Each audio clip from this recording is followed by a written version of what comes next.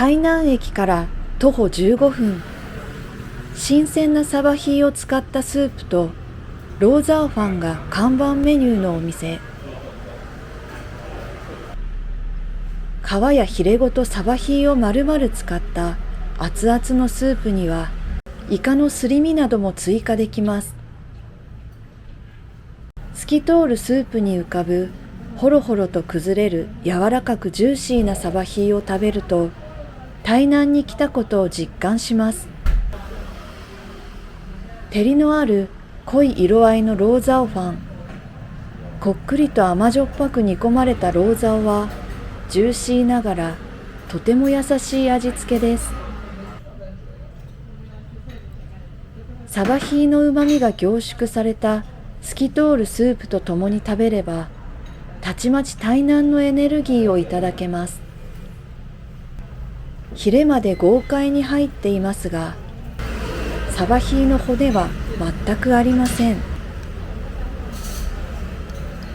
台南の美味しいサバヒーが食べれるお店、おすすめです。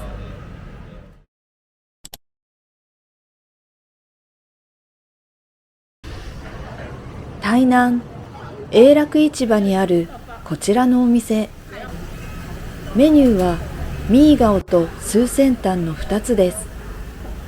熱々のもち米に甘じょっぱい伝部、ローザオ、ゆでピーナッツにきゅうりの甘酢漬けが乗った台南の必殺甘じょっぱいをこれでもかと炸裂させた小さな一杯。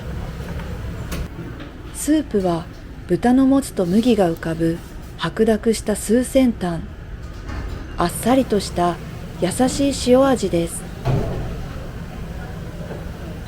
薬膳感はほぼありません。早朝からミーガオとスーセンタンを食べて台南での良い一日のスタートが切れるご飯です。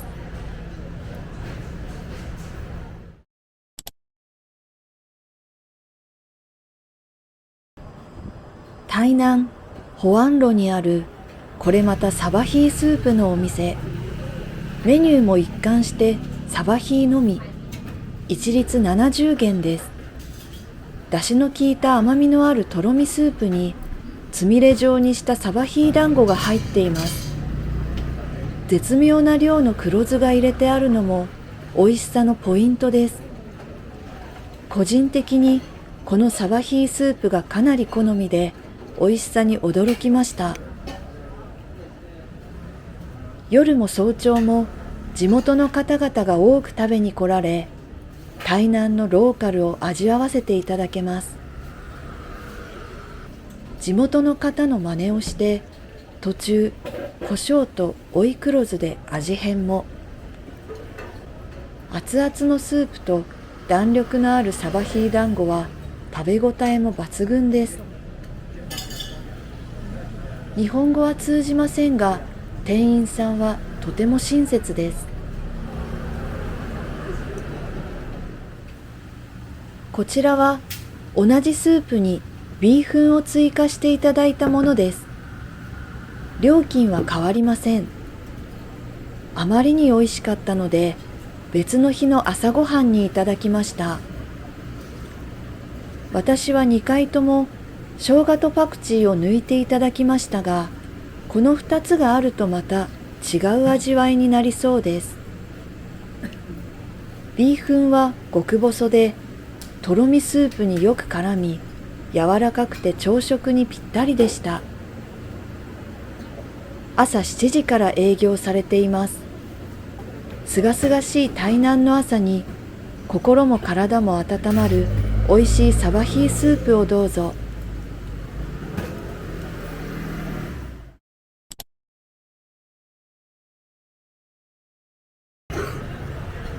シャレではなく最大限にイカのポテンシャルを生かしたスープ。肉厚でボリュームのあるイカを顎が疲れるほど堪能できる一品です。イカは醤油とオレンジの辛味ソースでいただきます。甘みのある透き通る黄金のスープにはこれでもかというほどイカの旨味を感じられ、刻まれた柔らかいセロリがアクセントになっています。ゲソや耳の部分もゴロゴロと入っていて、この一杯をよく噛んで食べるのに30分かかるほど食べ応えがありました。熱々の甘みのあるスープにイカというシンプルなスープですが、とても奥深い味わいに感動してしまいました。台湾の海で採れた新鮮なイカを味わえます。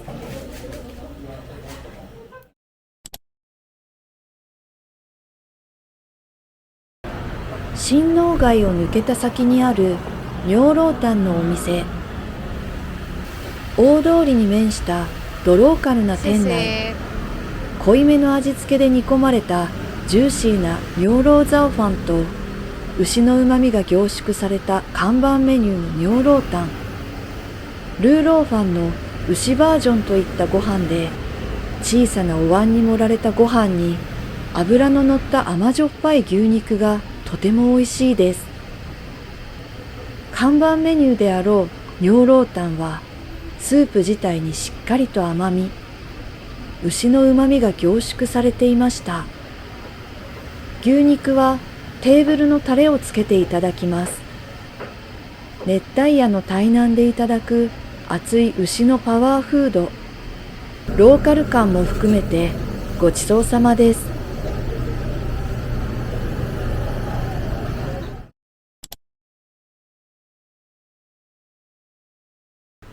陽愛寺へにある朝ごはんにぴったりなあっさりとした尿老丹のお店。ラードが染み込んだ目玉焼きご飯と尿老丹をいただきました。牛肉は薄ピンクですが、見た目より火が通っている食感です。こちらのスープはほぼお湯のような味のないタイプで、あっさりとした朝食を好む方に良さそうな味でした。牛肉のボリューム感も十分な量です。豚の脂が染み込んだ目玉焼きのせご飯。塩味はないので醤油をかけていただきました。半熟の黄身とラードが染みたご飯が絶妙で、あっさりといただけます。地元の方がひっきりなしに訪れ、途中お話ししながら食べたのも良い思い出。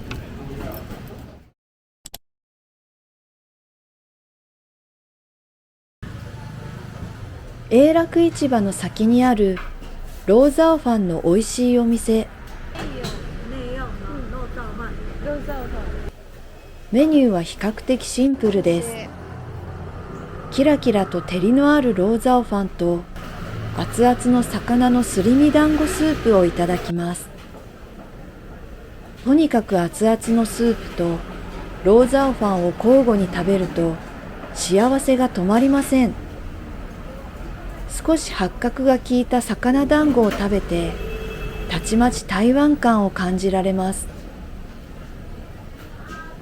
甘じょっぱく煮込まれたジューシーなローザオファンが驚くほど美味しく、個人的に今まで食べたローザオファン、ルーローファンの中で第1位に君臨しました。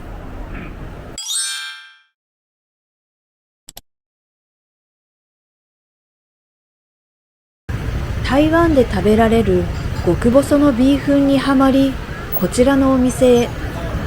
同じく永楽市場の中にあります。しなしなの白菜、揚げたてのサクサクのさわら、そこに極細の柔らかいビーフンと、もう美味しいこと間違いなしの組み合わせです。黒酢の酸味が加わると、さらに絶妙な味わいに。ちょっと酸っぱくて甘じょっぱい激アツのビーフンをぜひ台南で。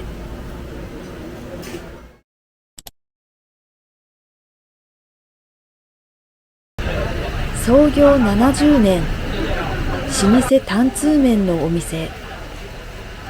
夕方からの営業で、夜には地元の方が夕ご飯を食べに来られています。エビのだし、豚肉のそぼろ、もやし、小さなお椀に凝縮されています。パクチーが苦手ですが、抜いていただくのを忘れました。そんなことは関係なくなってしまうほど、この一杯に込められた奥深いスープ、だしを味わいます。同じテーブルの地元の方は、麺をビーフンにして食べられていました。担々麺にも極細のビーフンの方がスープに絡んで美味しいようです。灼熱の台南で汗を流しながらいただく担々麺、最高です。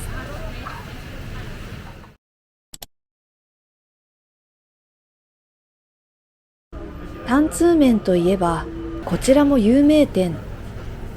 もともと台南の漁師さんの料理だった担々麺は、港町の屋台で地面に座って調理していた歴史があるようです。極細のビーフン、豚肉のそぼろ、シャキシャキのもやしにエビが一尾乗った見た目も美しい小さな担々麺です。私はこのスープを毎日水筒に入れて持ち歩きたいと思うほど感動的に美味しいと思いました。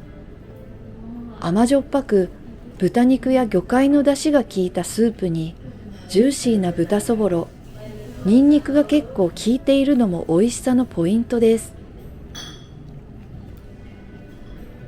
甘みと旨みがこれでもかと凝縮されたスープにビーフンがよく合います。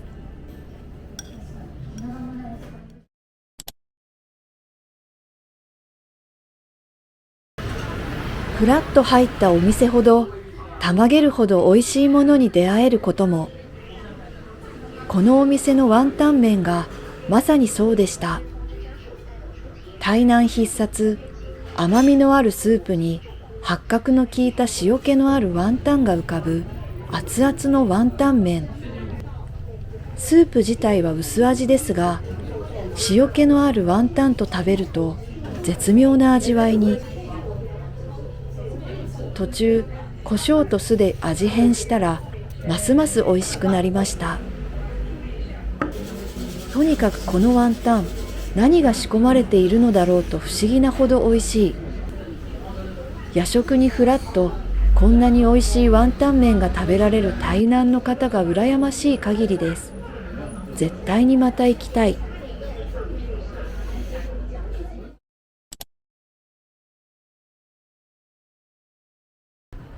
昼下がり、ひっそりと佇むエビ入りバーワンのお店。3つで50元。蒸した熱々のバーワンに特製ソースをかけてくださいます。バーワンとは、プルプルとした生地の中に豚肉や様々な具材が包まれ、甘みのあるソースでいただく台南の料理です。あんにエビの入ったバーワン。地元の方の真似をして、テーブルのニンニクと辛味ソースを足していただくと、さらに美味しくなりました。台南に来たら、一度は食べてみたかった名物料理です。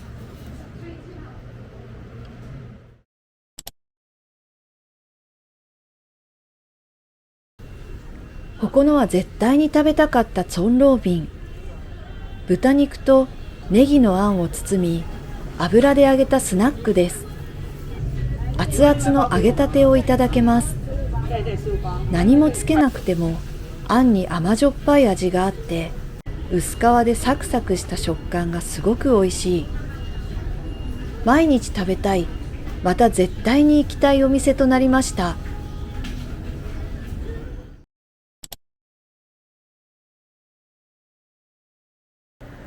得体の知れない、でも突然食べたくなるスナック、ミーグは、米をすりつぶした粉で作ったお餅よりも柔らかい物体。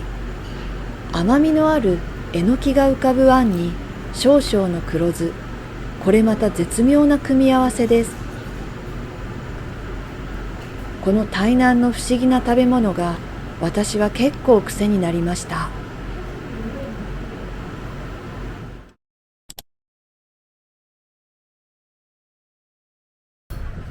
春から夏の台南といえば果物。ドラゴンフルーツやスイカなど台南のフルーツをこれでもかと使った贅沢なかき氷。熟れたドラゴンフルーツの甘さは日本ではまず食べられない美味しさ。すべての果物のレベルが尋常じゃありません。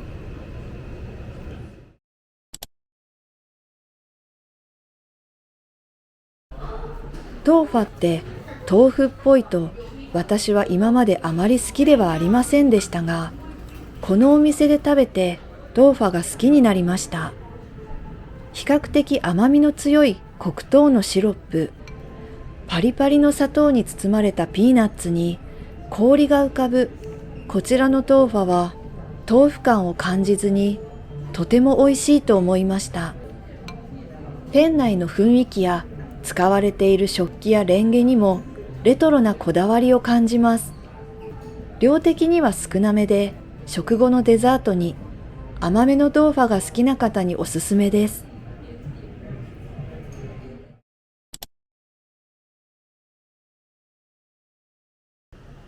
永楽市場の2階に異世界に行けるカフェがあります。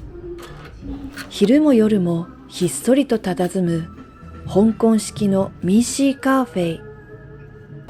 このお店のクレームブリュレが絶品です。カラメルの部分が厚めなのが特徴的。クリーミーで滑らかな甘いカスタードとコーヒーがよく合います。コーヒーも豆選びからしていただけ、本格的な一杯を入れていただけます。旅に疲れたらおしゃれなオーナー、チャイナドレスの綺麗なお姉さんが出迎えてくださり、かわいい猫も待っています。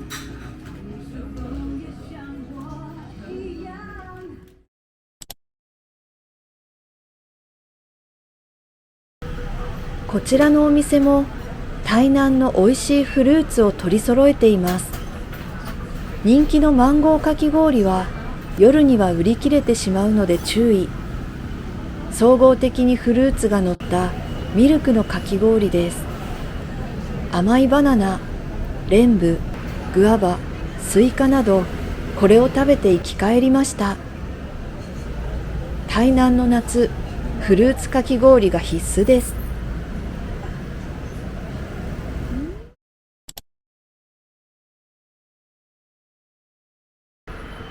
ヤームーやおしーちゃん近くのトーファのお店。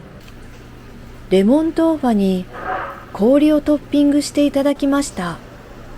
甘さ控えめな優しい味のこちらのトーファは暑さで夏バテ気味でも食べられます。大きめのお椀一杯。なかなかのボリュームですが、氷と一緒に一瞬で食べられてしまう美味しさです。